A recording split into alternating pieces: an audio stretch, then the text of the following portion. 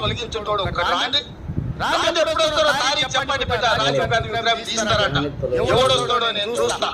అందుకే 10 ఏళ్ళు సన్నాసి నువ్వు తెలంగాణ విగ్రహం పెట్టలేదు, సోయిలోను కాబట్టి తెలంగాణ విగ్రహం సచివాలయం వేలపడదు. రాష్ట్రానికి పరిపాలన అందించే గుండెకాయ, ఆ గుండెకాయ గుండెల్లో ఉండాలని అక్కడ తెలంగాణ తల్లి విగ్రహం డిసెంబర్ 9 నాడు సచివాలయం లోపల పెట్టే బాధ్యత జిమ్మెదారి నాది. తెలంగాణ ఇచ్చింది మేము, తెలంగాణ కాపాడేది మేము, తెలంగాణ తల్లి విగ్రహాన్ని నెలకొల్పేది మేము.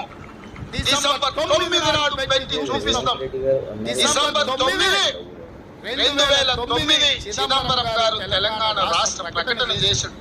60 సంవత్సరాల ఆకాంక్ష, వందలాది మంది పిల్లల ప్రాణ త్యాగాలు డిసెంబర్ 9, 2009 నాడు శాశ్వతంగా ఒక పరిష్కారాన్ని చూపించింది.